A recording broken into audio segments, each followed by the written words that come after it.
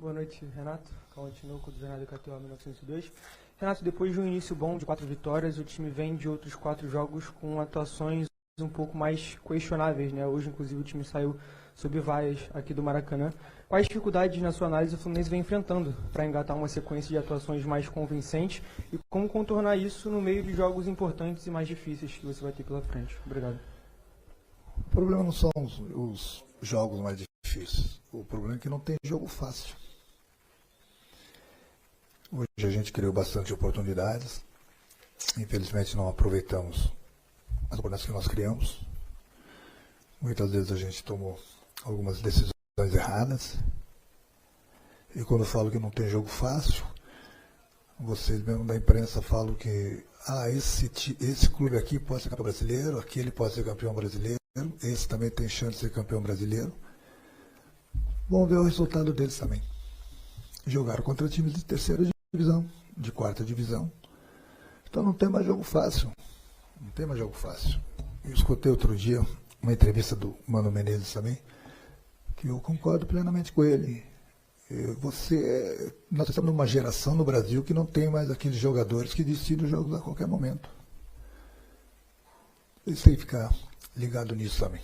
Então, a gente vem trabalhando, apesar que a gente não tem esse tempo de trabalho, o desgaste da equipe é muito grande. Tenho feito um revezamento no grupo para não perder mais jogadores. Mesmo assim, são 5 substituições, com 3, 4 minutos eu perdi o Cano. Então é difícil. Nós vamos pegar um adversário que é uma carinha de pescoço esse final de semana, que é o Sport, e o Sport não se desgastou durante a semana. Enquanto que a gente se desgastou bastante. Hoje, sábado, a gente entra em campo de novo. Quer dizer, a cada 3 dias você entra em campo, o desgaste é muito grande. Por isso que muitas vezes eu troco algumas peças, justamente para poupar alguns jogadores, para ter sangue novo e para dar oportunidade para todo mundo. Renato aqui, Yuri Duque do BTB Esportes. Ao longo da partida foram 26 chutes do Fluminense, 10 ao gol. De alguma forma você acha que o Fluminense poderia ter sido com uma melhor produção em relação às finalizações? Teve muitas oportunidades ao longo do jogo. E também queria que você falasse um pouquinho do Gabriel Fuentes, que voltou hoje. Você no segundo tempo acabou optando na alteração de jogador. Como você avaliou essa volta? E se você já tem a expectativa de contar com ele como titular para todos os jogos agora da temporada? Obrigado. Não tem como você falar que fulano, Beltrano, Ciclano vai ser titular para o resto da temporada. Eu tenho um grupo, dependendo do jogo, dependendo das condições de cada um, dependendo do desgaste, a gente vai trocando. O Fuentes é um jogador que voltou agora depois de quase 2 meses, 45, 50 dias. Então era natural que ele iria sentir um pouquinho o jogo. Eu senti que no segundo tempo ele estava um pouco cansado. Cansado não, ele estava sem o ritmo de jogo necessário e estava com um cartão amarelo. E o adversário estava tendo um contra-ataque muito rápido. Então resolvi tirá-lo antes que eu perdesse esse jogador. E sem dúvida alguma, se a gente aproveitasse melhor as oportunidades, com certeza a gente teria conseguido um resultado melhor. Boa noite, Renato. Wilson Forte, da Central Fluminense. Hoje você optou por usar a escalação considerada titular e você deu uma oportunidade para o Keno, que não tinha tantas oportunidades com você. Queria que você avaliasse um pouco a partida do Keno e comentasse sobre essa disputa ali na ponta esquerda e avaliasse um pouco as características que cada jogador pode entregar, o Canóbio, o Keno, o Serno. Então, são jogadores com características diferentes. Nós temos um jogador no plantel que tem 1 para 1, que é o Keno. Então, dependendo do jogo, dependendo do que a gente precisa na partida, eu posso usá-lo. Outras partidas eu posso usar o Canóbio, ou mesmo o Serna, por aí, enfim. O jogo hoje a gente sabia que nós íamos encontrar o adversário e que nós precisávamos do jogador 1 para 1, que era um jogo para o Keno. Eu achei que ele foi bem. Ele foi bem não só pelo gol, mas ele, pelo lado dele, junto com o Fuentes e depois com o René, nós criamos as melhores jogadas. Boa noite, Renato, Giba Pérez do GE. Eu queria te perguntar se tem alguma atualização em relação ao Cano, mesmo que não tenha o diagnóstico, se tem alguma perspectiva do que aconteceu com ele, e se caso ele vir um desfalque, quais são as opções? Você tem o Everaldo, obviamente, um jogador da posição, mas fica com um jogador só de centroavante. Se tem alguém da base que você já observou, que pode ganhar minutos, o que o Fluminense pode fazer se não tiver o Cano eventualmente? Não, eu, sinceramente, ainda não falei com o Cano. Eu vi que ele estava fazendo tratamento no joelho. Eu ainda não conversei com o departamento médico. Mas não adianta que o próprio departamento médico não tenha essa resposta agora. A gente precisa esperar 24 horas para ver a recuperação do jogador até amanhã, para ver se ele precisa fazer algum exame. Então, a partir da manhã, sim, eu vou saber realmente o que ele tem. Não sei se foi somente batida. Então, vamos aguardar 24 horas. E a gente conhece já os jogadores que nós temos na base, mas é o que eu falei, vamos aguardar até amanhã para ver o resultado do campo. Renato, Sharon do Lance. Você tem falado muito sobre o desgaste, sobre fazer esse rodízio para que todos tenham oportunidade e evitar novas lesões. O Martinelli é um dos jogadores que praticamente não sai de campo, né? Dá para dizer que ele é quase um titular absoluto e é pouco substituído. Eu queria que você comentasse essa sequência do Martinelli e também a atuação dele hoje. O Martinelli vem jogando todos os jogos. O Facundo vem jogando, jogou na Sul-Americana, veio aqui, jogou o último jogo diante do Botafogo. Então, ali, eu tô falando sem rodízio. O Nonato jogou lá, hoje jogou de novo, entendeu? O Lima. Então, são jogadores que estão jogando, são jogadores da posição e são jogadores jovens. Eu procuro aproveitar, principalmente nesse desgaste, jogadores mais jovens. É o que eu tenho feito. E ele foi bem. O problema é que ele está bastante desgastado, como o Samuel está bastante desgastado, entendeu? Então, aí você pode me perguntar, mas eu até conversei com o Guga antes do jogo, que eu iria usá-lo, mas aí o Cano se machucou, problema de colocar o time para frente. Quer dizer, eu não posso ficar trocando muito jogador de defesa, onde a gente precisa de um jogo como hoje. Eu teria que colocar mais atacantes, como eu fiz. E, infelizmente, alguns jogadores ficam em campo com um desgaste muito grande. É o caso do Samuel, é o caso do Martinelli, que saiu hoje de novo. A gente vai tentando, a gente tem as opções, a gente procura fazer o possível. Muita gente pode falar que eu demorei para mexer no segundo tempo. Só que eu tinha mais uma mexida só. Eu tinha 3 jogadores para entrar, mas tinha uma parada só. No momento que eu coloquei o Lima, e eu perdi o Cano no início do primeiro tempo, então já fiz 2 substituições com uma partida em andamento. Eu só tinha mais uma parada para 3 jogadores, por isso que esperei um pouquinho mais. Boa noite, Renato. Fernando Silva. Naturalmente, na Copa do Brasil, a gente, em certa fase, a gente tem partidas entre 2 times de um nível técnico muito diferente.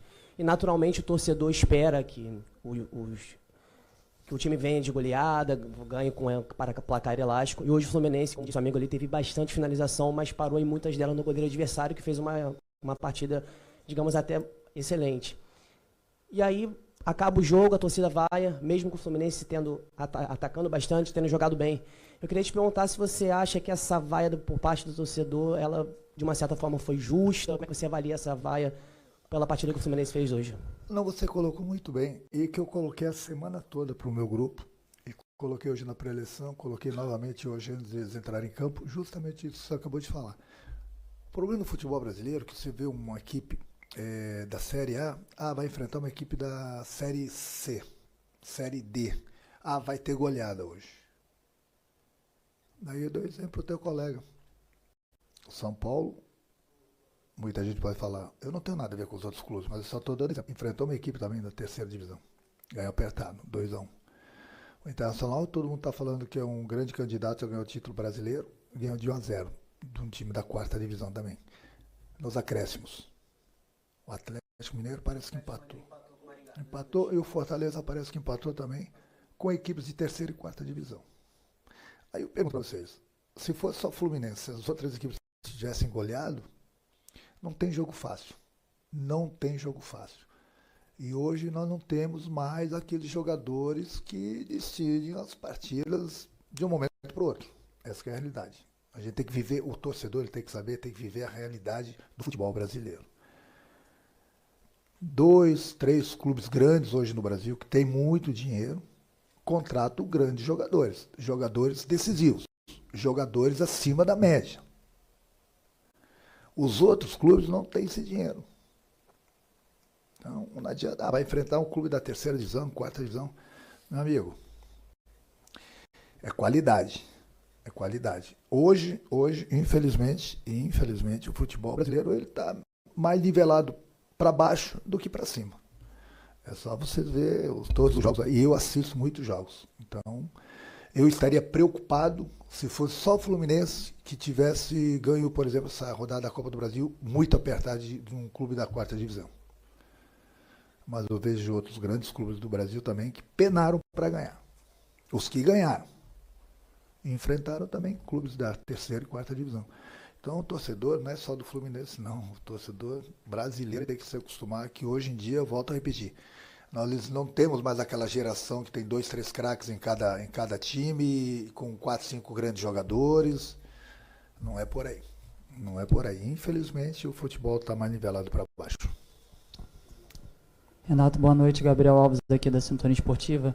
Queria que você fizesse uma análise do jogo de hoje, se, na sua opinião, foi o melhor jogo, né, desde que você chegou com a equipe do Fluminense, e o que faltou para o Fluminense aplicar uma goleada hoje, se realmente passa pela atuação do goleiro da Aparecidense, ou se passa mais pela finalização dos atacantes no jogo de hoje. Obrigado. Bem, boa a tua pergunta também. As duas coisas. O goleiro da Aparecidense fez grandes defesas. Nós criamos bastante situações, nos precipitamos em algumas delas. Nós poderíamos ter um pouquinho mais de tranquilidade. E essa confiança e essa tranquilidade eu falo muito para eles. E a gente desperdiçou várias oportunidades. Nós tivemos, se não me engano, 9, 10 chutes a gol. Fez um gol. Então foi crédito também do goleiro da Aparecidense e também nossos atacantes, principalmente, não tiveram aquela calma necessária. Renato, boa noite. Fernanda Pisotti, da Rádio Band News FM. Queria que você falasse sobre o público presente hoje aqui no Maracanã. A gente teve pouco mais de 8 mil torcedores nas arquibancadas. No próximo fim de semana, vocês pegam o Sport de novo aqui no Maracanã. E eu queria que você falasse um pouquinho sobre a importância do torcedor nesse momento para vocês. A presença do torcedor é sempre muito importante, né? A torcida do Fluminense está vindo praticamente todos os jogos com um número muito grande, e é fundamental o torcedor. Agora, por outro lado, a gente entende, pelo menos eu entendo, né? Vamos lá, final do mês. A gente está vindo de um feriado aí bastante desgastante aí na semana passada, né? E aí o público não está com esse dinheiro, o povo não está com esse dinheiro todo, não. Então, infelizmente, e sábado, como você mesmo falou, já tem jogo de novo. Então é difícil do torcedor hoje vir toda hora no Maracanã, comprar ingresso, porque realmente a coisa não está fácil. E principalmente que eu falo, né, no final do mês, agora quem sabe para sábado, o pessoal recebendo, a gente vai ter um público melhor. A última aqui para encerrar, Renato. Boa noite, Renato. Bernardo da Web Rádio Fluminense.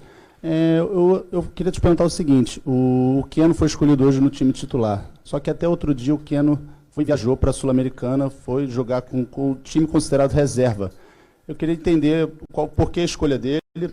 E o Serna parecia que era o jogador pronto, né, ali da reserva para assumir essa titularidade. Queria ouvir um pouco de você, porque o Serna entrou bem no jogo hoje, assim como o Lescano também. Queria que você comentasse a respeito disso. Obrigado. Olha, deixa eu falar uma coisa para vocês. Eu acabei de falar aqui para os teus colegas que nós temos um jogador de 1 para 1, que abre a defesa adversária, que quebra linhas, que é o Keno, o único que nós temos no grupo. Hoje nós precisamos do Keno. O Keno foi bem. Oportunidades eu tenho dado para todo mundo. É o Keno, é o Serna, é de um lado, é do outro, para o Lescano. Nenhum deles vai jogar todos os jogos. Então eles têm que pegar as oportunidades. Você está falando do Keno, por exemplo, o Keno, pelo menos na minha observação, na minha opinião, ele foi muito bem no jogo e fez o gol para a gente. O Serna, concordo com você também, ele entrou bem no jogo também, mas é outra característica. É outra. Então, que bom que eu tenho essas opções aí para poder mudar uma partida. Obrigado, Renato. Boa noite, gente. Obrigado.